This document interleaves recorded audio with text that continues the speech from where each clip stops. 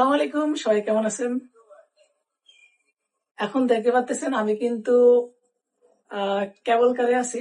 আমার পিছনে হয়তো দেখতে পাচ্ছেন আমি কিন্তু বর্তমানে এখন কেবল কারের মধ্যে অবস্থান করতেছি। তো আমি একটু এরিয়াটা একটু ঘুরে ঘুরে দেখাই আপনাদেরকে।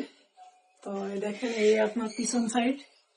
তো আজকে আমি একটা ইনফরমেশন দেই, কেবল কারে যদি শনিবার রোববার বাদে যদি আসেন তাহলে কিন্তু মাত্র $2 বন্ধুর সাথে ঘুরে আসতে পারেন। দেখেন এখানে কিন্তু মাত্র $2।